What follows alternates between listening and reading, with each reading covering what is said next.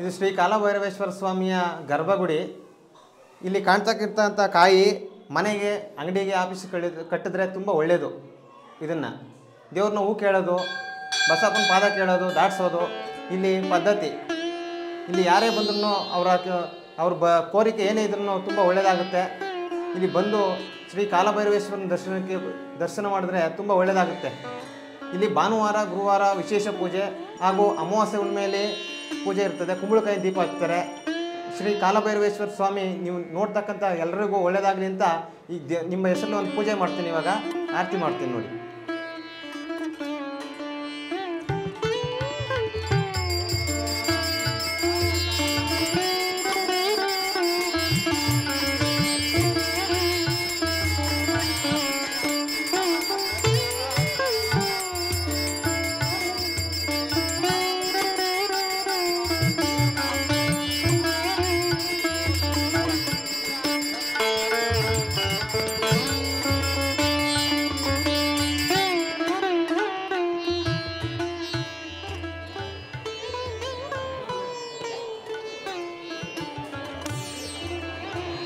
ನಮ್ಮ ವೀಕ್ಷಕರಿಗೆಲ್ಲ ಒಳ್ಳೆಯದಾಗಲಿ ಅಂತೇಳಿ ಆರತಿ ಮಾಡೋದಕ್ಕೆ ಧನ್ಯವಾದ. ವೀಕ್ಷಕರಿಗೆಲ್ಲ ನಮಸ್ಕಾರ. ಭಾಗ್ಯ ಟಿವಿಯ ಒಂದು ಹೊಸ ವಿಡಿಯೋಗೆ ಸುಸ್ವಾಗತ ಕೋರ್ತಾ ಇದ್ದೀನಿ. ನಾನು ನಿಮ್ಮ ಪ್ರೀತಿಯ ಗಿರೀಶ್ ಹಾಗೆ ಭಾಗ್ಯ.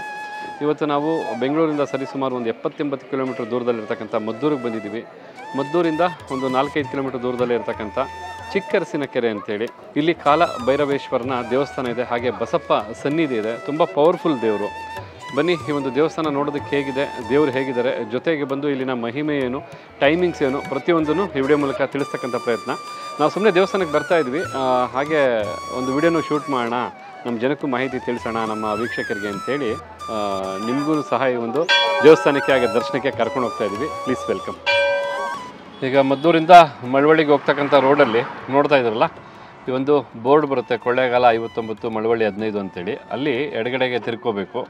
ಇಲ್ಲಿ ಆರ್ಚ್ ಇದೆ ದೇವಸ್ಥಾನದ್ದು, ನೀವು ಇಲ್ಲಿ ನೋಡ್ತಾರೆ ಗೊತ್ತಾಗ್ತದೆ. ಶ್ರೀ ಕಾಲಭೈರವೇಶ್ವರ ಪುಣ್ಯಕ್ಷೇತ್ರ, ಚಿಕ್ಕ ಅರಸಿನಕೆರೆ, ಮದ್ದೂರು ತಾಲೂಕು ಅಂಥೇಳಿ.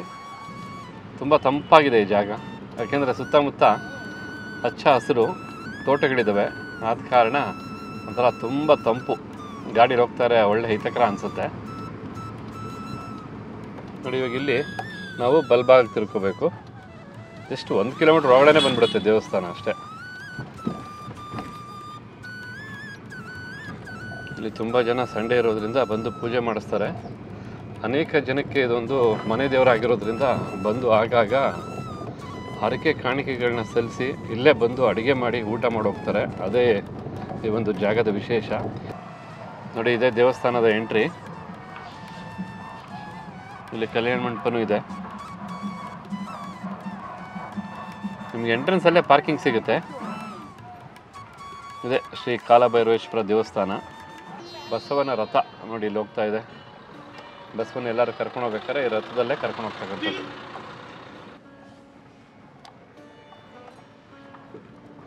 ನೋಡಿ ಎಷ್ಟು ದೊಡ್ಡ ಪಾರ್ಕಿಂಗ್ ಇದೆ ಇಲ್ಲಿ ಅಂತ. ಎಲ್ಲ ಬೇಕಾದ್ರೂ ಗಾಡಿ ನಿಲ್ಲಿಸ್ಬೋದು ಇಲ್ಲಿ. ಎಷ್ಟು ವರ್ಷದಿಂದ ಇದ್ದೀರಾ ಇಲ್ಲಿ? ಹಳೆ ಮಂಟ ಐತಲ್ಲ, ಹಳೆ ಮಂಟ ಇಲ್ಲೊಂದು ಹಳೆ ಇತ್ತು. ಅವು ಹಳೇ ದೇವಸ್ಥಾನ. ಏನು ಗೊತ್ತಾ ಇನ್ನೆಲ್ಲ ಇದ್ರ ಬಗ್ಗೆ? ಬರಪ್ಪ, ಆವಾಗ ಜನ ಅಷ್ಟೇನಿಲ್ಲ. ಅದು 1 ಪೈಸೆ 2 ಪೈಸೆ ಐತಲ್ಲ ಆವಾಗ. ಇವಾಗ ಇಲ್ಕೊಳಾಗಿತ್ತು. ಇಲ್ಲಿ ಬಸವ ನಿಮ್ಮ ಹರಕೆನ ಕರೆಕ್ಟಾಗಿ ಇದ್ದರೆ ಆ ಬಸವ ನಿಮಗೆ ಪಾದ ಬಲಕಡೆ ಕೊಡ್ತಾನೆ. ಆ ಹರಕೆ ನೀವು ಏನು ಹರಕೆ ಮಾಡ್ಕೊತೀರೋ, ಇಲ್ಲ ಮರಿಯೋ ಇಲ್ಲ ಸಿಹಿ ಊಟವೋ, ಅದನ್ನು ಇನ್ನು ಪ್ರೀತಿಯಿಂದ ಬಂದು ಇಲ್ಲಿ ಮರಿ ಊಟ ಇಲ್ಲಿ ಸ್ವಾಮಿಗೆ ನೀವು ಮಾಡಿ ಅಜ್ಜನಿಗೆ ಹಾಕ್ಬಿಟ್ಟು ನೀವು ಹೋಗ್ಬೋದು. ಬೋರಪ್ಪ ಭಾರಿ ಸತ್ಯವಂತ. ಮತ್ತು ಬಸವ ಮಲ್ಕೊಂಡ್ರೆ ದಾಟ್ತಾನೆ, ನಿಮ್ಮ ಹರಕೆ ಒಳ್ಳೆಯದಾಯ್ತದೆ. ಇದು ಚಿಕ್ಕಸ್ಕೆರೆ ಬೋರಪ್ಪ. ನಮ್ಮ ಹೆಸರು ಶ್ರೀನಿವಾಸು. ನಾನು ಇಲ್ಲಿ ಸುಮಾರು ಒಂದು 50-60 ಇಲ್ಲಿ ಇದ್ದೆ. ನಾನು ನೋಡಿದ್ದೀನಿ ಇಲ್ಲಿ. ಆವಾಗ ಚಿಕ್ಕಸ್ಕೆರೆ ಅಂದರೆ ಇಲ್ಲಿ ಕತ್ಲಾದ್ಮೇಲೆ ಬರೋಕ್ಕಾಗಲ್ಲ, ಭಯ. ಒಂದು ಲೈಟು ಪಿಣ್ಕ ಉರಿಯೋದು. ಈ ಇಸ್ಕೊಳ್ಳು ಒಳಗೆ ಆ ಕಡೆ ಒಡಕೆ ಬಳ್ಕೊಂಡು ಒಲೆ ಕಡೆ ನೀರು ಹೋಗೋದು. ಇಲ್ಲೇ ಸಂತೆ ಆಯ್ತಾಯಿತು, ಆ ಸಂತೆನೂ ಇಲ್ಲ. ಇವಾಗ ಬೋರಪ್ಪ ಭಾರಿ ಅನುಕೂಲ ಆಗಿ ಭಕ್ತರಿಗೆ ಒಳ್ಳೇದು ಮಾಡ್ತಾವನೆ. ಹಾರನೂ ಇದರಲ್ಲೇ ಇದೆಯಾ? ಹಾರ ಇದೆ ಇಲ್ಲಿ ಹಾಕಿದ್ದು. ಏನೇನಿದೆ ಇದರಲ್ಲಿ? ಏನು ತೊಗೋಬೇಕು ಬೇರೆ ಬಗ್ಗೆ? ಕಾಯಿ ಗಂಟಡಿ ಯಾವ ವಾರ ಮೈನ್ ಇಲ್ಲಿ? ಸೋಮವಾರನಾ? ಭಾನುವಾರ ಭಾನುವಾರ ಗುರುವಾರ. ಇದು ದೇವ್ರಿಗೆ ಹಾರ ಇದು? ಅದು ದೇವರಿಗೆ, ಇದು ಅದು ಬಸವಣ್ಣಿಗೆ ಬಸವಣ್ಣಂಗೆ ಹಾಕೋದಕ್ಕಾ? ಓಕೆ, ಬಸವಣ್ಣಂಗೂ ಒಂದು ಹಾರ ಹಾಕೋಣ. ನಿಮ್ಮೆಣ್ಣೆ ತಗೊಂಡಿದ್ದೀರಾ? ಏನು ಮಾಡಿದ್ಯಾ? ಆಗಿದೆ ಸರಿ. ಇಲ್ಲ ಸ್ಪೀಕರ್ ಬರುತ್ತೆ. ಹಾಂ ಬರುತ್ತಾ? ಓಕೆಮ್ಮ ಬನ್ನಿ. ಈಗ ದೇವಸ್ಥಾನದ ಒಳಗಡೆ ಹೋಗೋಣ. ಕಾಲಭೈರವೇಶ್ವರ ಬಸಪ್ಪ ಪುಣ್ಯಕ್ಷೇತ್ರ, ಚಿಕ್ಕರಸಿನಕೆರೆ. ಸಂಡೇ ಇರೋದ್ರಿಂದ ಸ್ವಲ್ಪ ಹೆಚ್ಚು ಜನ ಇದ್ದಾರೆ. ಇವತ್ತು ಭಾನುವಾರ ಆಗಿರೋದ್ರಿಂದ ಸ್ವಲ್ಪ ರಶ್ ಇದೆ. ಅಂದರೆ ಯಾವಾಗಲೂ ಗುರುವಾರ ಮತ್ತು ಭಾನುವಾರ ರಶ್ ಇರುತ್ತಂತೆ. ಹಬ್ಬ ಹರಿದಿನಗಳಲ್ಲೂ ಸಹ ರಶ್ ಇರುತ್ತೆ. ಇನ್ನು ಮದುವೆ ಸೀಸನ್ ಬಂದ್ರಂತೂ ಇಲ್ಲಿ ಸಿಕ್ಕಾಪಟ್ಟೆ ಮದುವೆಗಳು ಮಾಡ್ತಾರೆ. ಆಗಲೂ ಸಹ ತುಂಬ ರಶ್ ಆಗುತ್ತೆ. ಬಸಪ್ಪನ ಸುತ್ತ ಸುತ್ತುವರೆದಿದ್ದಾರೆ. ಬಸಪ್ಪ ಇಲ್ಲಿ ಬಂದು ಆಶೀರ್ವಾದ ಮಾಡೋದ್ರ ಜೊತೆಗೆ ತಮ್ಮ ಕೋರಿಕೆ ಏನಾದ್ರು ಇದ್ದರೆ ಖಂಡಿತ ಅದನ್ನು ನೆರವೇರಿಸ್ತಾರೆ. ಆಗುತ್ತೋ ಇಲ್ಲೋ ಅಂತಕ್ಕಂಥದ್ದನ್ನ ಖಂಡಿತ ತಿಳಿಸ್ತಾರೆ. ಅದರ ಹಿನ್ನೆಲೆ ಏನು ನಾನು ಹೇಳೋದಕ್ಕಿಂತ ಯಾರು ಹಿರಿಯರನ್ನ ಕೇಳಿ ತಿಳ್ಕೊಳ್ಳೋಣ. ಕೊನೆಗೆ ದೇವ್ರಿಗೊಂದು ಪೂಜೆ ಮಾಡಿ ದೇವ್ರ ದರ್ಶನ ಮಾಡೋಣ. ಇಲ್ಲಿ ಬಂದಾಗ ಇಲ್ಲಿ ಕಾಯಿನ ಹೊಡಿಬೇಕು. ಅಂದರೆ ಅವರೇ ಹೊಡ್ಕೊಡ್ತಾರೆ. ಕಾಯಿನ ಹೊಡಿಸ್ತಕ್ಕಂಥ ಜಾಗ ಇದು.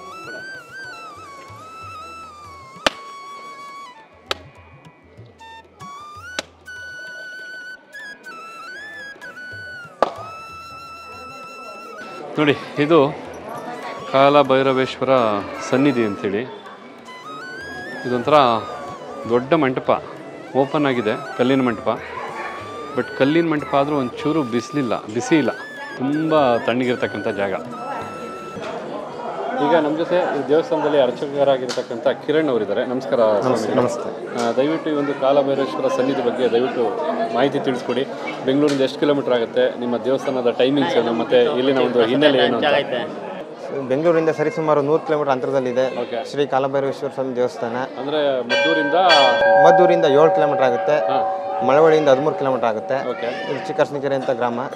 ಇಲ್ಲಿ ಭಾನುವಾರ ಗುರುವಾರ ವಿಶೇಷ ಪೂಜೆ ದೇವರಿಗೆ. ಭಾನುವಾರ ಗುರುವಾರ ವಿಶೇಷ ಪೂಜೆ. ಅಮಾವಾಸ್ಯೆ ಹುಣ್ಣಿಮೆಯಲ್ಲಿ ದೇವರಿಗೆ ವಿಶೇಷ ಪೂಜೆ ಇರ್ತದೆ. ಇಲ್ಲಿ ದೇವ್ರನ್ನ ಹೂ ಕೇಳೋದು ನೀವು ಆಗುತ್ತೆ ಅಂದರೆ ಬಲಗಡೆ ಕೊಡುತ್ತೆ. ಈಗ ಬಸಪ್ಪನ ಪಾದ ಕೇಳೋದು, ದಾಟಿಸೋದು, ಮಕ್ಕಳಿದ್ದವ್ರಿಗೆ ಮಕ್ಕಳಾಗುತ್ತೆ. ಆ ಥರ ಎಲ್ಲ ರೋಗ ಏನೇ ಹುಷಾರಿರಲಿ, ಕಾಯಿಲೆ ಏನೇ ಇದ್ದರೆ ಬಸಪ್ಪನ ದಾಟಿಸಿದ್ರೆ ಒಳ್ಳೆಯದು. ಆ ಥರ ತುಂಬ ಉದಾಹರಣೆ ಇದೆ. ಮನೆಗೆ ಕಾಯಿ ಕಟ್ಟಿರೋದು ದೇವ್ರ ಹತ್ರ ಇದೆ. ಕಾಯಿ ಕಟ್ಟಿದ್ರೆ ಮನೆ, ಅಂಗಡಿಗೆ, ಆಫೀಸ್ಗೆ ಎಲ್ಲ ಕಾಯಿ ಕಟ್ಬೋದು, ಎಲ್ಲ ಒಳ್ಳೆಯದು. ಆದಂಥವ್ರು ಅವರ ಹರಕೆ ತೀರಿಸಿ ದೇವರ ಕೃಪೆಗೆ ಪಾತ್ರರಾಗ್ತಾರೆ. ಏನು ಹಿನ್ನೆಲೆ ಈ ಒಂದು ದೇವಸ್ಥಾನದ ಹಿನ್ನೆಲೆ ಏನು? ಇದು ಸುಮಾರು 700-800 ವರ್ಷದಿಂದ ಹಿಂದಿನ ದೇವಸ್ಥಾನ. ಇಲ್ಲಿ ಹಳೆ ದೇವಸ್ಥಾನ ಇತ್ತು. ಈಗ ಇದಾಗಿ ಹೊಸದಾಗಿ ಜೀರ್ಣೋದ್ಧಾರ ಆಗಿ ಹೊಸದಾಗಿ ಮಾಡಿದ್ದಾರೆ. ಈ ಹೊಸ ಸ್ವರೂಪ ಕೊಟ್ಟು ಎಷ್ಟು ವರ್ಷ ಆಯಿತು? ಇವಾಗ ಒಂದು 10 ವರ್ಷ ಆಗಿದೆ. 10 ವರ್ಷ ಆಗಿದೆ. ಅಂದರೆ ಅನೇಕ ಜನ ಇಲ್ಲಿ ಬರ್ತಾರೆ, ಪ್ರತಿ ಭಾನುವಾರ ಬರ್ತಾರೆ. ಮತ್ತೆ ಕೆಲವೊಂದು ಹರಕೆ ತೀರ್ಸಕ್ಕೆ ಬರ್ತಾರೆ. ಹೌದು. ಕೆಲವರು ಹರಕೆ ಹೊತ್ಕೊಳ್ಳೋದಕ್ಕೆ ಬರ್ತಾರೆ. ಆ್ಯಂಡ್ ಇಲ್ಲಿ ಸಾಕಷ್ಟು ಮದುವೆಗಳು ನಡೀತವೆ. ಹೌದು, ಮದುವೆ ಇಲ್ಲೇ ಬಂದು ಅಡುಗೆ ಮಾಡಿ ಹೋಗ್ತಾರೆ. ಪ್ರತಿಯೊಂದು ಎಲ್ಲ ಇಲ್ಲೇ ಮಾಡ್ತಾರೆ. ಇನ್ನು ಈ ದೇವಸ್ಥಾನ ಟೈಮಿಂಗ್ಸ್ ಹೇಗೆ? ಟೈಮಿಂಗ್ಸ್ ಅಂದರೆ ಬೆಳಿಗ್ಗೆ 8ರಿಂದ ಸಂಜೆ 7 ಗಂಟೆ ತನಕ ಓಪನ್ ಇರ್ತದೆ. 7 ಗಂಟೆ ತನಕ ಓಪನ್, ಪ್ರತಿದಿನ ಓಪನ್ ಇರ್ತದೆ. ಭಾನುವಾರ ಗುರುವಾರ ಸಂಜೆ 8 ಗಂಟೆ ತನಕ ಓಪನ್ ಇರುತ್ತೆ. ಮಧ್ಯೆ ಏನು ಕ್ಲೋಸ್ ಇಲ್ಲ. ಅಂದರೆ ದೇವಸ್ಥಾನದಲ್ಲಿ ಪ್ರತಿ ವಾರದ ಹೇಳಿದ್ರಿ, ವರ್ಷದಲ್ಲಿ ಬರ್ತಕ್ಕಂಥ ವಿಶೇಷಗಳೇನು? ವಿಶೇಷ ಅಂತಂದರೆ ಇಲ್ಲಿ ಯುಗಾದಿಯಾದ 2ನೇ ಭಾನುವಾರಕ್ಕೆ ಕೊಂಡ, ತೇರು, ಇನ್ನು ಹಲವಾರು ಕಾರ್ಯಕ್ರಮಗಳು ಚೆನ್ನಾಗಿ ನಡೆಯುತ್ತೆ. ಜಾತ್ರಾ ಮಹೋತ್ಸವ. ಯಾವ ಟೈಮಲ್ಲಿ ಬರ್ತಕ್ಕಂಥ ಜಾತ್ರೆ ಅದು? ಯುಗಾದಿಯಾದ 2ನೇ ಭಾನುವಾರ. ಈಗ ಏಪ್ರಿಲ್ 21, 27, 23ಕ್ಕೆ ಬಿದ್ದಿದೆ ಇವಾಗ ಜಾತ್ರೆ. ಇವಾಗಿದೆ. ಎಷ್ಟು ಜನ ಸೇರ್ತಾರೆ? ಸುಮಾರು ಒಂದು 50ರಿಂದ 60 ಸಾವಿರ ಜನ ಸೇರ್ತಾರೆ. ಮತ್ತೆ ದೇವಸ್ಥಾನಕ್ಕೆ ಇಲ್ಲಿ ಬಂದಾಗ ಮಧ್ಯಾಹ್ನ ಊಟ ವ್ಯವಸ್ಥೆ ಕೇಳ್ಬೇಕು. ಹೌದು, 12ರಿಂದ 3 ಗಂಟೆ ತನಕ ಊಟದ ವ್ಯವಸ್ಥೆ ಇದೆ. ಉಚಿತ ಊಟದ ವ್ಯವಸ್ಥೆ ಇದೆ. ಆದರೆ ಭಕ್ತರು ಆರ್ಕೆ ಮಾಡ್ಕೊಂಡಿರೋರು ಸಹ ಇಲ್ಲಿ ಸೇವೆಯನ್ನು ಸಲ್ಲಿಸ್ತಾರೆ. ಇನ್ನು ಹಲವಾರು ಕಾರ್ಯಕ್ರಮಗಳು ನಡೀತವೆ. ಮತ್ತೆ ಇಲ್ಲಿ ದೇವಸ್ಥಾನದಲ್ಲಿ ಇರ್ತಕ್ಕಂಥ ಸೇವೆಗಳೇನು? ಸೇವೆ ಅಭಿಷೇಕ ಸೇವೆ, ಕುಂಬಳಕಾಯಿ ಹಚ್ತಾರೆ. ಒಂದು 3 ತಿಂಗಳು ಇಲ್ಲ 3 ವಾರ ಹಿಂಗೆ ಹಚ್ಚಿದ್ರೆ ತುಂಬ ಒಳ್ಳೆಯದು. ಕುಂಬಳಕಾಯಿ ಏನಕ್ಕೋಸ್ಕರ? ಅವ್ರದ್ದು ಏನೇ ಕಷ್ಟ ಇದ್ರೂ ಪರಿಹಾರ ಆಗುತ್ತೆ. ಹಾಗಾದ್ರೆ ಸಾಕಷ್ಟು ವಿಚಾರಗಳಿದಾವೆ. ಒಂದು ಕುಂಬಳಕಾಯಿ ಹಚ್ಬೋದು, ಇನ್ನೊಂದು ದೇವ್ರಿಗೆ ಬಂದು ಹರಕೆ ಸಲ್ಲಿಸಬಹುದು, ಹೂ ಕೇಳ್ಬೋದು, ಮತ್ತೆ ಹೂ ಕೇಳ್ಬೋದು, ಕಾಯಿ ಕಟ್ಬೋದು, ಆಮೇಲೆ ಪಾದ ಕೇಳ್ಬೋದು, ಅಂದ್ರೆ ಬಸಪ್ಪನ ಪಾದ ಕೇಳ್ಬೋದು. ಇಲ್ಲಿ ಮಕ್ಕಳು ಎದುರ್ಕೊಂಡಿದ್ರೆ ಯಾರು ಏನೇ ಆಗಿದ್ರೆ ಯಂತ್ರ ಹಾಕ್ಸಿದ್ರೆ ಇಲ್ಲಿ ಒಳ್ಳೇದು. ಇನ್ನು ಹಲವಾರು ತುಂಬಾ ಎಲ್ಲ ಒಳ್ಳೇದಿದೆ ಇಲ್ಲಿ. ಹೌದು, ಖಂಡಿತ. ಇದು ಒಂದು ಮೂಢನಂಬಿಕೆ ಅಲ್ಲ, ನಂಬಿಕೆ, ಅಪಾರವಾದ ನಂಬಿಕೆ. ಆ ನಂಬಿಕೆಗೆ ನಾನು ಸಹ ಒಳಪಟ್ಟಿದ್ದೀನಿ.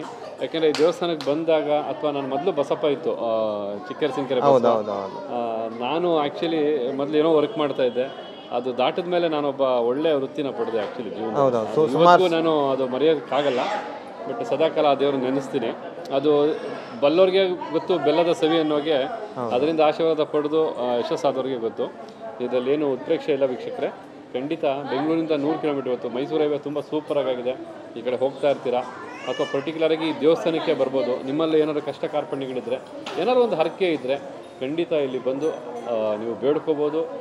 ಅದು 100% ನೆರವೇರುತ್ತೆ. ಅದಕ್ಕೆ 100 ಜನ ಅಲ್ಲ, 1000 ಜನ ಸಾಕ್ಷಿ ಇದ್ದಾರೆ. ಮುಂದೆ ಬಸಪ್ಪನ ನೋಡೋರಂತೆ. ಈಗ ನಿಮ್ಮ ದೇವಸ್ಥಾನ ಸಣ್ಣ ಪರಿಚಯ ಮಾಡಿಕೊಡಿ. ಬನ್ನಿ ಮಾಡ್ಕೊಂಡು. ಈಗ ನಾನು ಎಲ್ಲರಿಗೂ ಒಳ್ಳೆಯದಾಗಲಿ, ನಮ್ಮ ವೀಕ್ಷಕರಿಗೆ, ನಮ್ಮ ನಾಡಿಗೆ ಅಂತ ಬೇಡ್ಕೊಂಡಿದ್ದೀನಿ ದೇವ್ರಿಗೆ. ಒಳ್ಳೆ ಮಳೆ ಬೆಳೆ ಆಗಲಿ ಅಂತ. ಬೇಸಿಗೆ ಕಾಲ ತಂಪಾಗಿರಲಿ, ಎಲ್ಲರೂ ನೋಡೋಣ ಯಾವ ರೀತಿಯಾಗಿ ದೇವರು ಹೊರ ಕೊಡ್ತಾರೆ ಅಂತ ನನಗೂ ಕುತೂಹಲ ಇದೆ. ಅದಕ್ಕೆ ಕ್ಯಾಮ್ರಾನ ಆಫ್ ಮಾಡಿಲ್ಲ ವೀಕ್ಷಕರೇ. ಜಸ್ಟ್ ನೋಡಿ, ದೇವರಿಂದ ಹೂವು ಬೀಳುತ್ತೆ ಅಂತ ಹೇಳ್ತಾರೆ.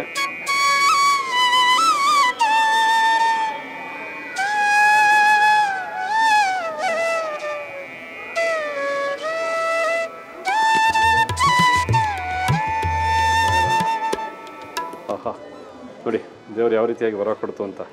ಮದ್ದೂರು ತಾಲೂಕು ಚಿಕ್ಕರಸಿಂಕೆರೆ ಹೋಬಳಿ ಚಿಕ್ಕರಸಿಂಕೆರೆ ಗ್ರಾಮದಲ್ಲಿ ಶ್ರೀ ಕಾಲಭೈರೇಶ್ವರ ಸ್ವಾಮಿಯು ರಾಜ್ಯ ಮಟ್ಟ ರಾಷ್ಟ್ರ ಮಟ್ಟದಲ್ಲಿ ಹಲವಾರು ಪವಾಡಗಳನ್ನು ಮಾಡಿ ಪ್ರಸಿದ್ಧ ಮಾಡಿ ಭಕ್ತಾದಿಗಳಿಗೆ ಅವರ ಬೇಡಿಕೆಗಳನ್ನು ಈಡೇರಿಸುತ್ತದೆ. ಆದ್ದರಿಂದ ಎಲ್ಲ ಭಕ್ತಾದಿಗಳು ಆ ಬಸಪ್ಪನ ನಂಬಿ ಪ್ರತಿ ಭಾನುವಾರ ಮತ್ತು ಪ್ರತಿ ತಿಂಗಳಿಗೊಂದು ಗುರುವಾರ ಹೆಚ್ಚಿನ ಸಂಖ್ಯೆಯಲ್ಲಿ ಬಂದು ಅವನ ಪಾದರಕ್ಷಣೆಯಲ್ಲಿ ಪೂಜೆ ಮಾಡಿ ಹೋಗ್ತಾಯಿದ್ರೆ ಪ್ರತಿಯೊಬ್ಬರಿಗೂ ಅನುಕೂಲವಾಗಿದೆ. ಇದರಿಂದ ಬಸಪ್ಪನ ಕರುಣೆ ರಾಜ್ಯದಂತೆ ಎಲ್ಲ ಊರುಗಳಲ್ಲಿ, ಎಲ್ಲ ರಾಜ್ಯಗಳಲ್ಲಿ, ಎಲ್ಲ ಜಿಲ್ಲೆಗಳಲ್ಲಿ ಬೇಡಿಕೆಯಾಗಿ ಪರಿವರ್ತನೆಯಾಗಿದೆ.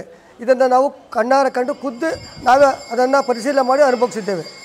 ಸುಮಾರು 800 ವರ್ಷಗಳ ಇತಿಹಾಸ ಹೊಂದಿರುವ ನಾಥಪಂಥ ಸಮುದಾಯ ನಿರ್ಮಾಣಗೊಂಡ ಮಹಾಕ್ಷೇತ್ರ ಕಾಲಭೈರವ ಕ್ಷೇತ್ರ.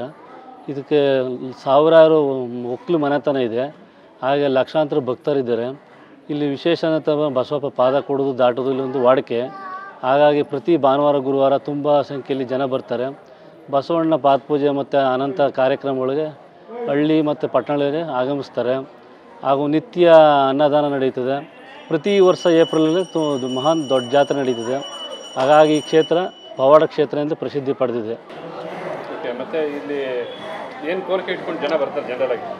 ಅವರ ಮನೆಗಳಲ್ಲಿ ಕಷ್ಟ ಕಾರ್ಪಣ್ಯಗಳು, ಉದ್ಯೋಗ ಮತ್ತು ಏನೋ ಸಮಸ್ಯೆಗಳಿದ್ರೆ ಪರಿಹರಿರಲಿ ಅಂತ ಇಲ್ಲಿ ಬಸವಣ್ಣ ಬೇಡ್ಕೊತಾರೆ.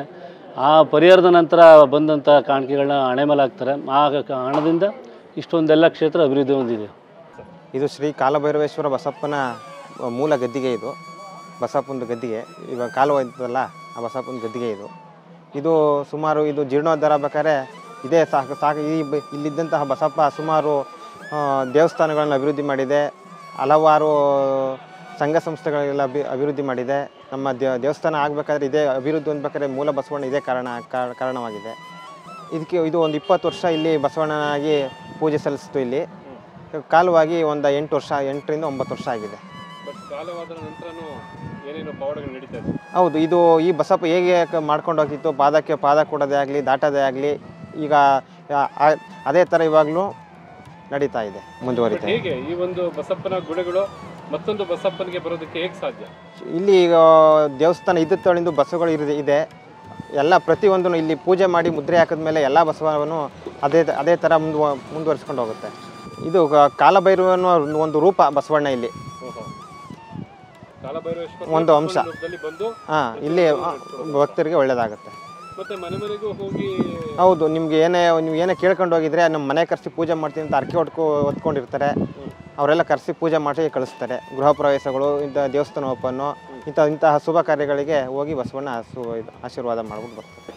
ಇನ್ನು ಈ ಬಸಪ್ಪನ ಅವ್ರ ಮನೆಗೆ ಕರೆಸ್ಬೇಕು ವಿಶೇಷ ದಿನಗಳಲ್ಲಿ ಪೂಜೆಲಿ ಅಂದರೆ ಏನು ಅದಕ್ಕಿರ್ತಕ್ಕಂಥ ನಿಯಮಗಳೇನು?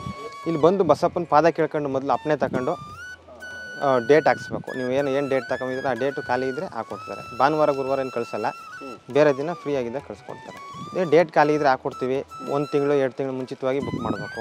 ಓಕೆ, ಬಸಪ್ಪನ ಏನಾದ್ರು ಮನೆಗೆ ಕರೆಸ್ಬೇಕಾದ್ರೆ ಇಂತಿಷ್ಟು ಅಂತೇಳಿ ಪಾವತಿ ಮಾಡೋದಿದೆಯಾ? ಏನು ಆ ಥರ ಏನಿಲ್ಲ. ನೀವೇನು ಕೊಡ್ತೀರಾ ಬಸಪ್ಪನಿಗೆ ಅದು ಟೆಂಪೋ ಚಾರ್ಜು ಜೊತೆಲಿ ಬತ್ತಲ್ಲ ಅವ್ರ ಖರ್ಚು ಅಷ್ಟೇ. ನಿಮ್ಮ ಪ್ರೀತಿ, ಅದು ಏನು ಬೇಕಾದರೂ ಕೊಡ್ಬೋದು. ಯಾರ ಮನೆಗೆ ಬೇಕಾದ್ರೂ ಬರ್ತದೆ. ಹೋಗಿರೋ ಉದಾಹರಣೆಗಳಿದೆ, ಇವಾಗಲೂ ಹೋಗ್ತಾ ಇದೆ. ದೇವಸ್ಥಾನ ಇಲ್ಲಿದೆ, ಪವರ್ ಇದೆ, ದೇವಸ್ಥಾನಕ್ಕೆ ಬರ್ತಾರೆ. ಬಟ್ ಬಸಪ್ಪನ್ನೇ ಮನೆಗೆ ಕರೆಸೋದ್ರಿಂದ ಆಗ್ತಕ್ಕಂಥ ಅವ್ರಿಗೆ ಒಂದು ಪ್ರಯೋಜನಗಳಿದೆ. ಅವ್ರಿಗೆ ಒಂದು ನಂಬಿಕೆ, ನಮ್ಮ ಬಸವಣ್ಣ ನಮ್ಮ ಮನೆಯಲ್ಲಿ ಕಾಲಿಟ್ಟರೆ ಎಲ್ಲ ಒಳ್ಳೇದಾಗುತ್ತೆ ಅನ್ನೋದು ಒಂದು ನಂಬಿಕೆ, ಒಳ್ಳೇದಾಗುತ್ತೆ. ಇದೆ ದಾಸೋಹ ಭವನ. ಇದು ದಾಸಭವನ ಪ್ರತಿನಿತ್ಯ 12ರಿಂದ 3 ಗಂಟೆ ತನಕ ನಿತ್ಯ ಊಟದ ವ್ಯವಸ್ಥೆ ಇದೆ ಪ್ರತಿದಿನ. ಪ್ರತಿದಿನ ಇಲ್ಲಿ ಅನ್ನದಾನ ಮಾಡೋರು ಮಾಡ್ಬೋದು. ಮಾಡ್ಬೋದು. ಎಷ್ಟು ಜನ ಕೂತ್ಕೊಂಡು ಊಟ ಮಾಡ್ಬೋದು ಒಟ್ಟಿಗೆ? ಇಲ್ಲಿ 400ರಿಂದ 450 ಜನ ಊಟ ಮಾಡ್ಬೋದು. 400ರಿಂದ 450 ಜನ ಒಟ್ಟಿಗೆ ಊಟ ಮಾಡ್ಬೋದು. ಪ್ರತಿದಿನ ಮಾಡ್ತೀರಾ ಪ್ರತಿದಿನ ಅನ್ನದಾನಕ್ಕೆ? ಪ್ರತಿದಿನ ಅನ್ನ ಸಾಂಬಾರು ಇರ್ತದೆ, ಮಜ್ಜಿಗೆ ಇರ್ತದೆ, ಪಾಯಸ ಇರ್ತದೆ. ಇಲ್ಲಿ ಅನ್ನದಾನಕ್ಕೆ ಏನಾದ್ರು ಡೊನೇಷನ್ ಕೊಡಬೇಕು ಅನ್ನೋರು ಯಾವ ರೀತಿಯಾಗಿ ಕೊಡ್ಬೋದು? ಇಲ್ಲಿ ಬಂದು ಇಲ್ಲಿ ದೇವಸ್ಥಾನದಲ್ಲಿ ಕಚೇರಿ ಇದೆ, ಕಚೇರಿಯಲ್ಲಿ ಸಲ್ಲಿಸ್ಬೋದು. ಮುಂಜಾನೆ ಇದನ್ನು ಏನು ಸಾಮಾನು ತಂದರೆ ದಾಸೋಹಕ್ಕೆ ಹಾಕ್ಬೋದು. ಇದು ಮಾಡಾಕ್ತದ್ರೆ ಇಲ್ಲಿ ಅಡುಗೆ ಮನೆ ನೋಡೋಣ.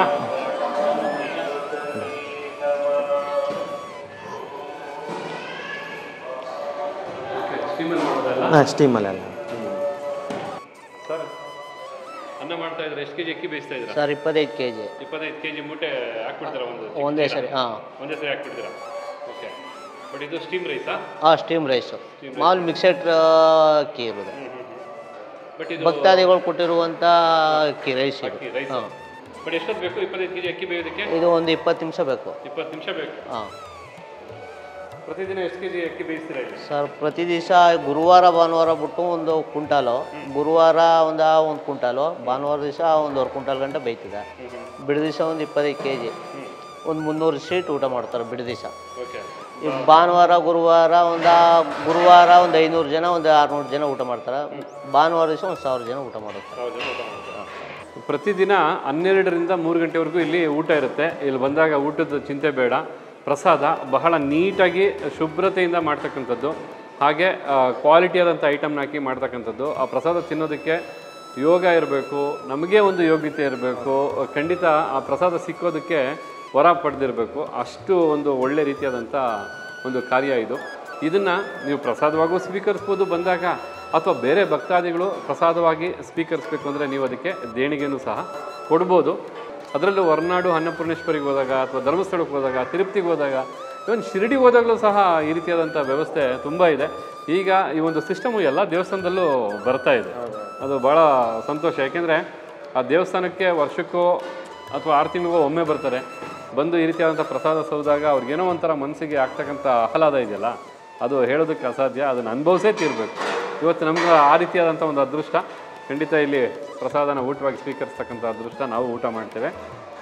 ನೋಡಿ ನಾವು ಹೇಗೆ ಬಗ್ಸ್ತಾರೆ ಇದನ್ನು, ನೀರನ್ನ ಅಂದ್ಕೊಂಡ್ವಿ ಗಂಜಿನ ಯಾವ ರೀತಿ ಬಸಿತಾರೆ ಅಂತ. ಕೆಳಗಡೆ ಒಂದು ಅವಕಾಶ ಇರ್ತಕ್ಕಂಥದ್ದನ್ನು ಓಪನ್ ಮಾಡಿದ ತಕ್ಷಣ ಗಂಜಿ ಎಲ್ಲ ಬಂದ್ಬಿಡುತ್ತೆ. ಬಿಸಿಯಾದ ಬೆಂದಂಥ ಅನ್ನ ಮಾತ್ರ ಪಾತ್ರೆಯಲ್ಲಿರುತ್ತೆ. ಅನ್ನ ಬರಲ್ಲ ಹೊರಗಡೆ? ಹೊರಗಡೆ ಅಲ್ಲಿ ಜಾಲಿ ಥರ ಇದೆಯಾ? ಓಕೆ. ಇಲ್ಲಿ ಈ ರೀತಿಯಾಗಿ ಜಾಲಿ ಇರುತ್ತೆ. ನಾವು ಜನರಲಾಗಿ ಎಣ್ಣೆಯಿಂದ ಕರೆದಂಥ ಪದಾರ್ಥಗಳೇನು ಹೊರ ತೆಗಿತೀವಲ್ಲ, ಆ ರೀತಿಯಾದಂಥ ಕಂಪ್ಲೀಟು ಭಾಗ ಹೋಲ್ಸ್ ಹಾಕಿರ್ತಕ್ಕಂಥದ್ದು. ಅನ್ನ ಅಲ್ಲೇ ಉಳಿದು ಬರೀ ಗಂಜಿ ಮಾತ್ರ ಹೊರಬರುತ್ತೆ. ಹಾಗೆ ತಾವಿಲ್ಲಿ ನೋಡ್ತಾ ಇದ್ದರೆ ಸಾಂಬಾರು 25 kg ಬೆಂದಂಥ ಅಕ್ಕಿಗೆ ಬೇಕಾದಷ್ಟು ಸಾಂಬಾರು. ನೋಡಿ ಕಂಪ್ಲೀಟಾಗಿ ಅನ್ನ ಸಿದ್ಧವಾಗಿದೆ. ಬಹಳ ಉಡುಬುಡಿಯಾಗಿದೆ, ಬಿಸಿ ಬಿಸಿಯಾಗಿ ಸಿದ್ಧವಾಗಿರ್ತಕ್ಕಂಥ ಅನ್ನ. ನೋಡಿ ಎಷ್ಟು ಉದುರಾಗಿ ಎಷ್ಟು ಸೊಗಸಾಗಿದೆ ಅಂತ.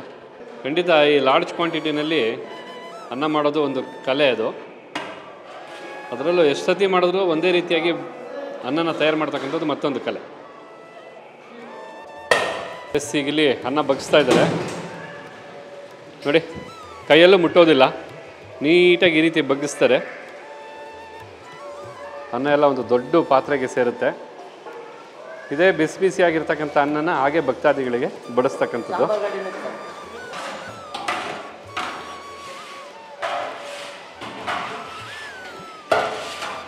ಈಗ ಅನ್ನನ ಯಾವ ರೀತಿ ಪಾತ್ರೆಗೆ ಹಾಕ್ತಾರೆ ಅಂತ ನೋಡಿದ್ರಿ, ಸಾಂಬಾರನ್ನು ಯಾವ ರೀತಿ ಪಾತ್ರೆಗೆ ಹಾಕ್ತಾರೆ ಅಂತ ನೋಡೋರಂತ. ಈಗ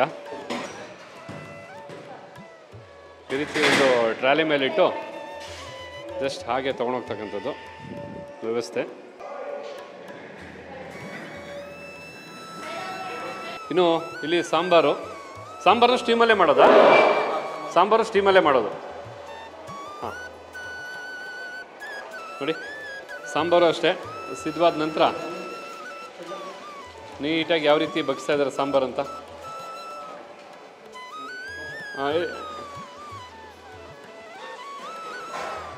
ಬಿಸಿ ಬಿಸಿಯಾದಂಥ ಅನ್ನ ಸಾಂಬಾರು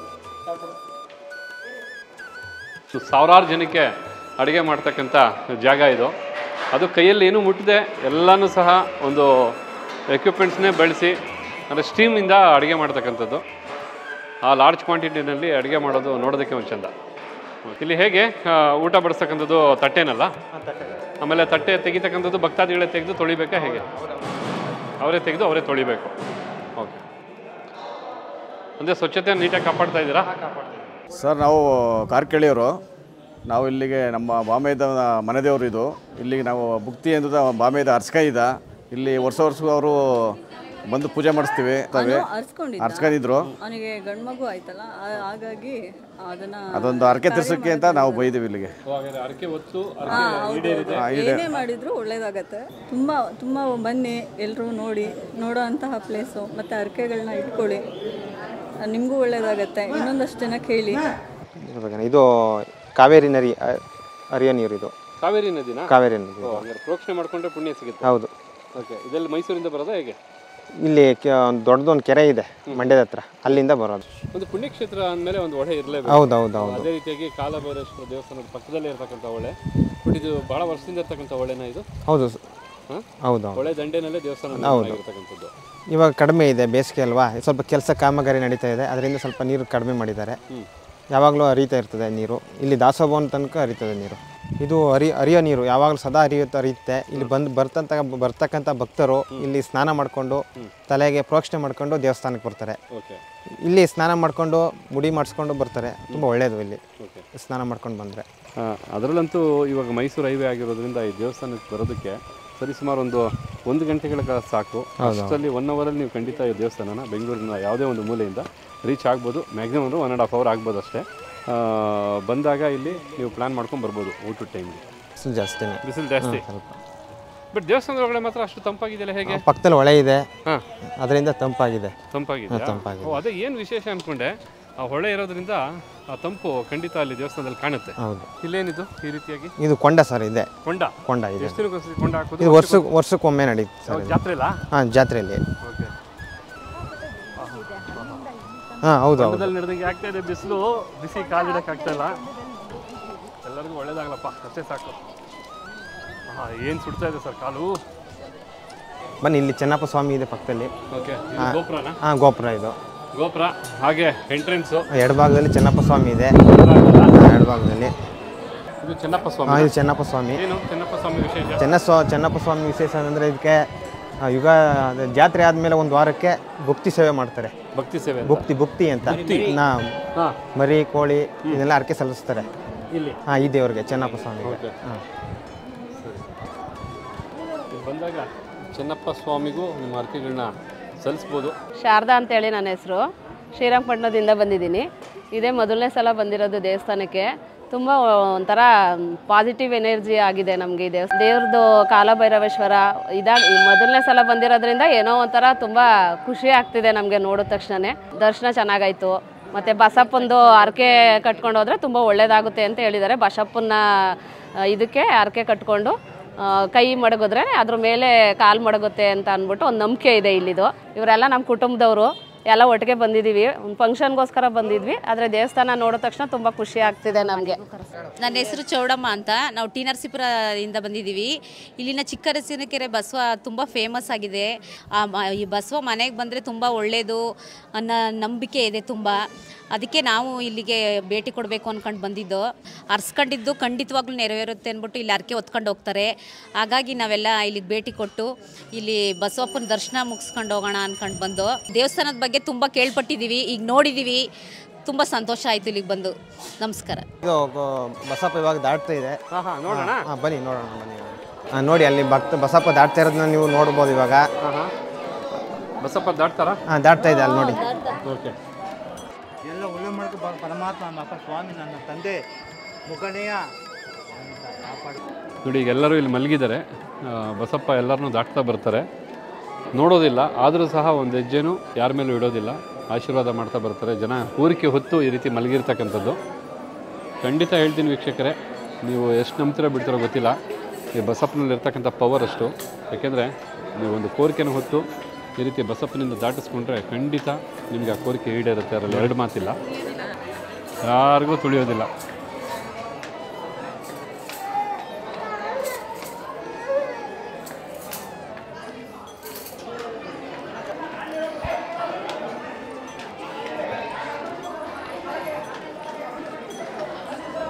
ಒಬ್ಬರೂ ತುಳಿಯಲ್ಲ ನೋಡಿ, ಎಲ್ಲರಿಗೂ ಆಶೀರ್ವಾದ ಮಾಡ್ತಾ ಹೋಗೋದು ನೋಡಿ. ಆ ಅಮ್ಮ ಎಂಟ್ರೆನ್ಸಲ್ಲೂ ದಾಟಲಿಲ್ಲ, ಈಗ ಎಂಡಲ್ ಮಾಡ್ಕೊಂಡ್ರು ಅಲ್ಲೂ ದಾಟಲಿಲ್ಲ. ಯಾಕೆ ಅಂತ ಗೊತ್ತಿಲ್ಲ ನೋಡಿ. ಕಡ್ಗ, ದೇವರ ಕಡ್ಗ ಸರ್, ಕಾಲಿಗೆ ಆಗ್ತಕ್ಕಂಥ ಒಂದು ಸುಯೋಗ. ಕಡ್ಗ ಬಿಚ್ಕೊಂಡಿತ್ತು. ಹಾಂ ಹಾಂ, ನೋಡಪ್ಪ ತಂದೆ, ನಿಮ್ಮ ಆಶೀರ್ವಾದ ಇರಲಿ.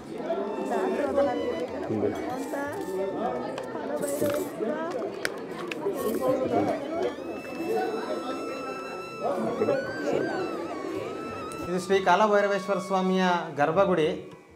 ಇಲ್ಲಿ ಕಾಣ್ತಕ್ಕಿರ್ತಂಥ ಕಾಯಿ ಮನೆಗೆ, ಅಂಗಡಿಗೆ, ಆಫೀಸಿಗೆ ಕಟ್ಟಿದ್ರೆ ತುಂಬ ಒಳ್ಳೆಯದು. ಇದನ್ನು ದೇವ್ರನ್ನ ಹೂ ಕೇಳೋದು, ಬಸಪ್ಪನ ಪಾದ ಕೇಳೋದು, ದಾಟಿಸೋದು ಇಲ್ಲಿ ಪದ್ಧತಿ. ಇಲ್ಲಿ ಯಾರೇ ಬಂದ್ರೂ ಅವ್ರ ಕೋರಿಕೆ ಏನೇ ಇದ್ರೂ ತುಂಬ ಒಳ್ಳೆಯದಾಗುತ್ತೆ. ಇಲ್ಲಿ ಬಂದು ಶ್ರೀ ಕಾಲಭೈರವೇಶ್ವರನ ದರ್ಶನ ಮಾಡಿದ್ರೆ ತುಂಬ ಒಳ್ಳೆಯದಾಗುತ್ತೆ. ಇಲ್ಲಿ ಭಾನುವಾರ, ಗುರುವಾರ ವಿಶೇಷ ಪೂಜೆ ಹಾಗೂ ಅಮಾವಾಸ್ಯೆ ಹುಣ್ಣಿಮೆಯಲ್ಲಿ ಪೂಜೆ ಇರ್ತದೆ. ಕುಂಬಳಕಾಯಿ ದೀಪ ಹಾಕ್ತಾರೆ. ಶ್ರೀ ಕಾಲಭೈರವೇಶ್ವರ ಸ್ವಾಮಿ ನೀವು ನೋಡ್ತಕ್ಕಂಥ ಎಲ್ಲರಿಗೂ ಒಳ್ಳೆಯದಾಗಲಿ ಅಂತ ನಿಮ್ಮ ಹೆಸರಲ್ಲಿ ಒಂದು ಪೂಜೆ ಮಾಡ್ತೀನಿ. ಇವಾಗ ಆರತಿ ಮಾಡ್ತೀನಿ ನೋಡಿ.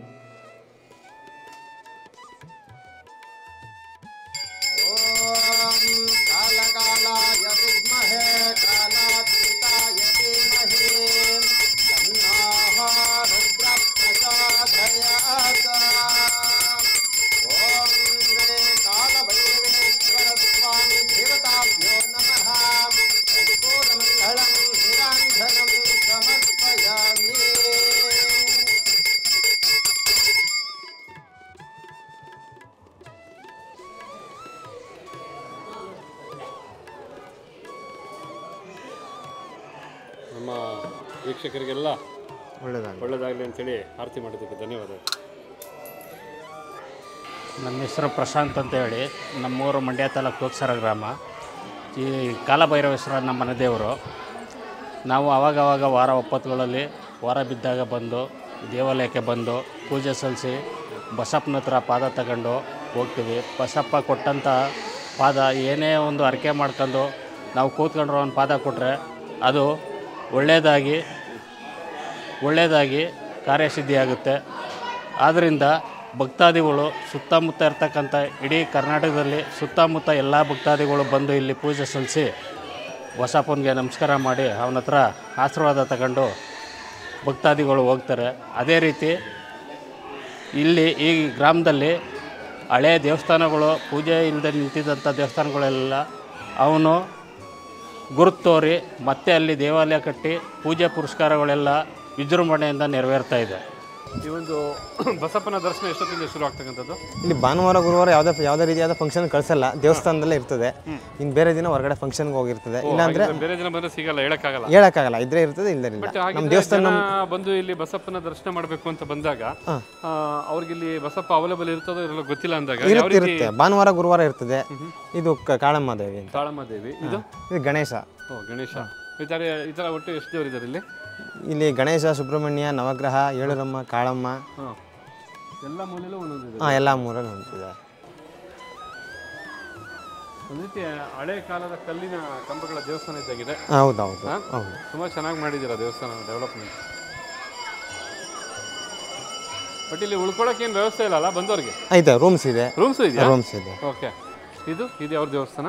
ಇದು ಸುಬ್ರಹ್ಮಣ್ಯ ಸ್ವಾಮಿ. ಆ ಕಡೆ ವಿನಾಯಕ, ಈ ಕಡೆ ಸುಬ್ರಹ್ಮಣ್ಯ.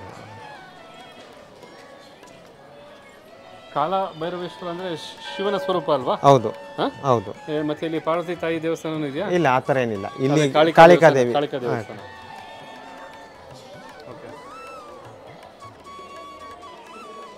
ಅಲ್ಲಿ ನವಗ್ರಹ ದೇವಸ್ಥಾನ. ಹೌದು, ನವಗ್ರಹ ದೇವಸ್ಥಾನ. ಗುರುಗಳೇ, ತಾವು ಎಷ್ಟು ವರ್ಷದಿಂದ ಇಲ್ಲಿ ಪೂಜೆ ಮಾಡ್ತಾ ಇರ್ತಕ್ಕಂಥದ್ದು? ಸರ್, ನಮ್ಮ ತಾತ ಮುತ್ತಾತನ ಕಾಲದಿಂದ ಪೂಜೆ ಮಾಡ್ಕೊಂಡು ಬರ್ತಾ ಇದ್ದಾರೆ. ಇವಾಗ ನಮ್ಮ ಫ್ಯಾಮಿಲಿನೇ ಕಂಟಿನ್ಯೂ ಮಾಡ್ಕೊಂಡು ಬರ್ತಾ ಇದ್ದೀವಿ. ಓಕೆ. ನಮ್ಮ ಚಿಕ್ಕಪ್ಪ, ನಮ್ಮ ದೊಡ್ಡಪ್ಪ, ನಮ್ಮ ತಂದೆ ಎಲ್ಲ ಒಟ್ಟಿಗೆ ಇದ್ದೀವಿ ನಾವು. ಯಾವ ಊರು ನಿಮ್ಮದು? ನಾವು ಇಲ್ಲೇ, ನಮ್ಮ ಮೂಲ ಇಲ್ಲೇನೆ. ಇಲ್ಲೇ ಪೂಜೆ ಮಾಡಿಕೊಂಡು ಅವಾಗಲಿಂದ ಹೋಗ್ತಾಯಿದ್ದೀವಿ. ಅಂದರೆ ಸುಮಾರು ತಲಾಂತರದಿಂದ ನೀವು ಪೂಜೆ ಮಾಡ್ಕೊಂಡು ಬರ್ತಾ ಇದ್ದೀರಾ? ಹೌದು, ನಾವು ನಮ್ಮ ಮನೆ ತಂದೆಯಿಂದನೇ ಪೂಜೆ ಮಾಡ್ಕೊಂಡು ಬರ್ತಾಯಿದ್ದೀವಿ. ತುಂಬ ಧನ್ಯವಾದಗಳು ಗುರುಗಳೇ. ತುಂಬ ಚೆನ್ನಾಗಿ ದೇವಸ್ಥಾನದ ಬಗ್ಗೆ ತಿಳಿಸ್ಕೊಟ್ರಿ. ಹಾಗೆ ನಮ್ಮ ವೀಕ್ಷಕರಿಗೋಸ್ಕರ ಒಂದು ಪೂಜೆನೂ ಮಾಡಿದ್ರಿ. ಬಟ್ ಇಲ್ಲಿನ ಪ್ರಶಾಂತತೆ ಗೊತ್ತಾಗಬೇಕಂದ್ರೆ ಖಂಡಿತ ವಿಡಿಯೋದಲ್ಲಿ ಗೊತ್ತಾಗಲ್ಲ ವೀಕ್ಷಕರೇ. ಬಂದಾಗಲೇ ಇಲ್ಲಿನ ಒಂದು ದೇವರ ಪವರ್ ಏನು, ಹಾಗೆ ಇಲ್ಲಿರ್ತಕ್ಕಂಥ ಒಂದು ಪ್ರಶಾಂತವಾದ ವಾತಾವರಣ ಏನು, ಮನಸ್ಸಿಗೆ ಎಷ್ಟು ಖುಷಿ ಆಗುತ್ತೆ, ಎಷ್ಟು ಉಲ್ಲಾಸ ಆಗುತ್ತೆ, ಎಷ್ಟು ಭಕ್ತಿಭಾವ ಮೂಡುತ್ತೆ ಅಂತ ಇಲ್ಲಿ ಬಂದಾಗ ನಿಮ್ಗೆ ಖಂಡಿತ ಗೊತ್ತಾಗುತ್ತೆ.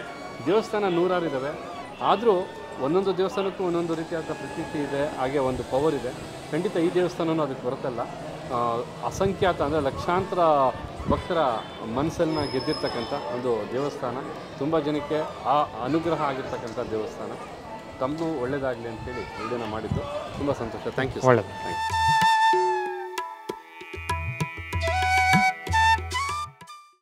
ಓಕೆ ವೀಕ್ಷಕರೇ, ಈಗ ಇಷ್ಟೊತ್ತು ಚಿಕ್ಕರಸಿನಕೆರೆ ಅಂದರೆ ನಮ್ಮ ಕಾಲಭೈರವೇಶ್ವರ ಸ್ವಾಮಿಯ ದರ್ಶನ ಮಾಡಿದ್ರಿ, ದೇವಸ್ಥಾನ ನೋಡಿದ್ರಿ, ಇಲ್ಲಿನ ಬಗ್ಗೆ ಸಾಕಷ್ಟು ಮಾಹಿತಿನ ತಿಳ್ಕೊಂಡ್ರಿ. ತುಂಬ ಪವರ್ಫುಲ್ ಆದಂಥ ದೇವಸ್ಥಾನ. ಖಂಡಿತ ವರ್ಷಕ್ಕೊಮ್ಮೆ ಅಥವಾ 6 ತಿಂಗಳಿಗೊಮ್ಮೆ ಬಂದು ಕುಟುಂಬದ ಸಮೇತ ಇಲ್ಲಿ ಹರಕೆಗಳನ್ನ ಹೊತ್ತು ನೀವು ಹೋಗ್ಬೋದು. ಖಂಡಿತ ನೀವೇನೇ ಹರಕೆ ಹೊತ್ತರೂ ನೆರವೇರುತ್ತೆ. ತುಂಬ ಪ್ರಶಾಂತವಾದಂಥ ಜಾಗ. ಜೊತೆಗೆ ಇಲ್ಲಿ ಬಂದಾಗ ಪ್ರತಿಯೊಬ್ಬರು ಆ ಭಕ್ತಿಭಾವ ನೀವು ನೋಡಿದ್ರೆ ನಿಮಗೆ ಗೊತ್ತಾಗುತ್ತೆ ಇಲ್ಲಿ ಎಷ್ಟು ಅಭಿಮಾನ ಪ್ರೀತಿ ದೇವಸ್ಥಾನದ ಮೇಲೆ ಇಟ್ಟಿದ್ದಾರೆ ಅಂತ. ಅದರಲ್ಲಂತೂ ಹಸು ದಾಟ್ತಕ್ಕಂಥದ್ದು, ಹಾಗೆ ಆಶೀರ್ವಾದ ಮಾಡ್ತಕ್ಕಂಥದ್ದೆಲ್ಲ ನೋಡಿದ್ರಿ. ಹಾಗೆ ದೇವರು ಹೂವನ್ನು ಪ್ರಸಾದವಾಗಿ ಕೊಡ್ತಕ್ಕಂಥದ್ದು ನೋಡಿದ್ರಿ. ಇದೆಲ್ಲ ತುಂಬ ಪ್ರೌಢ ಅನಿಸುತ್ತೆ ನಿಜವಾಗ್ಲೂ. ದಯವಿಟ್ಟು ಒಮ್ಮೆ ಬನ್ನಿ, ನಾನು ಡಿಸ್ಕ್ರಿಪ್ಷನ್ ಬಾಕ್ಸಲ್ಲಿ ಲಿಂಕ್ನ ಕೊಟ್ಟಿರ್ತೀನಿ. ಸಾಧ್ಯವಾದರೆ ಈ ರೀತಿ ನಾವು ಇನ್ನೂ ಮತ್ತಷ್ಟು ದೇವಸ್ಥಾನಗಳನ್ನ ಅಥವಾ ಪುಣ್ಯಕ್ಷೇತ್ರನ ತೋರಿಸ್ತಕ್ಕಂಥ ಪ್ರಯತ್ನ ಮಾಡ್ತೀವಿ. ಬಟ್ ಮಗನಿಗೆ ಎಕ್ಸಾಮ್ ಇರೋದ್ರಿಂದ ಎಲ್ಲೂ ಹೋಗೋಕ್ಕಾಗಲಿಲ್ಲ. ಬಟ್ ಇನ್ನು ಮುಂದೆ ಸಮ್ಮರ್ ಸೀಸನಲ್ಲಿ ಖಂಡಿತ ಎಲ್ಲರೂ ಹೋಗಿ ಒಂದಷ್ಟು ವಿಡಿಯೋಗಳನ್ನ ಮಾಡೋಣ. ನಿಮಗೇನು ಅನಿಸ್ತು ದೇವಸ್ಥಾನದ ಬಗ್ಗೆ? ತುಂಬ ಚೆನ್ನಾಗಿದೆ, ಪೀಸ್ಫುಲ್ ಆಗಿದೆ, ಪಾಸಿಟಿವ್ನೆಸ್ಸು. ಹೇಗೆ ಅಂತಂದರೆ ಇಲ್ಲಿಂದ ಒಂದು 10 ಹೆಜ್ಜೆ ಮುಂದೆ ಹೋದ್ರೂ ಬಿಸಿಲು ತುಂಬ, ಬಟ್ ಒಂದು 10 ಹೆಜ್ಜೆ ಈ ಕಡೆಗೆ ಏನು ಈ ಸರೌಂಡಿಂಗ್ ಇದೆ ಇದ್ರ ಒಳಗಡೆ ನಿಂತವಾಗ ತಂಪಾದ ವಾತಾವರಣ, ಎಷ್ಟು ತಂಪಾಗಿದೆಯೋ ಅದೇ ಅಷ್ಟೇ ಮನಸ್ಸಿಗೆ ತಂಪಾಗಿದೆ. ತುಂಬ ಪಾಸಿಟಿವ್ನೆಸ್ ಗೊತ್ತಾಗುತ್ತೆ. ಅದು ನಾವು ಇಲ್ಲಿ ಸೆಕೆಂಡ್ ಟೈಮ್ ಬಂದಿರೋದು, ಇದು ತುಂಬ ಖುಷಿ ಆಗುತ್ತೆ, ತುಂಬ ಪೀಸ್ಫುಲ್ ಅನಿಸುತ್ತೆ. ನೀವು ಒಮ್ಮೆ ಬನ್ನಿ. ತುಂಬ ರೋಡು ತುಂಬ ಚೆನ್ನಾಗಿದೆ, ಆರಾಮಾಗಿ ಬರ್ಬೋದು. ಮತ್ತು ಸಂಡೇಸು ವಿಶೇಷ ಪೂಜೆ ಇಲ್ಲಿ ಅಂತ ಹೇಳ್ತಿದ್ರು. ಸೊ ಹಂಗಾಗಿ ಒಂದು ಸಂಡೇ ರೈಡ್ ಅಂತ ಅಂದ್ಕೊಂಡು ಮಕ್ಕಳನ್ನ ಕರ್ಕೊಂಡು ಬಂದು ಫ್ಯಾಮಿಲಿ ಜೊತೆ ತುಂಬ ಚೆನ್ನಾಗಿರುತ್ತೆ. ಎಸ್, ಬಂದಾಗ ಇಲ್ಲಿ ಪ್ರಸಾದನ ಸವಿಯೋದು ಮರಿಬೇಡಿ. ನೀವು ಮೈಸೂರಿಗೆ ಹೋಗ್ತಾ ಇರ್ತೀರಾ, ಇಲ್ಲಾಂತಂದರೆ ಒಡಿಸಾ ಚಾಮರಾಜನಗರಕ್ಕೆ ಹೋಗ್ತೀರಾ, ಮಹದೇಶ್ವರ ಬೆಟ್ಟಕ್ಕೆ ಹೋಗ್ತೀರಾ, ಮಳವಳ್ಳಿಗೆ ಹೋಗ್ತೀರಾ, ಈ ಕಡೆಯಿಂದ ಮಂಡ್ಯಗೆ ಹೋಗ್ತೀರಾ ಅಂದಾಗ ಖಂಡಿತ ಇಲ್ಲಿ ವಿಸಿಟ್ ಮಾಡ್ಬೋದು.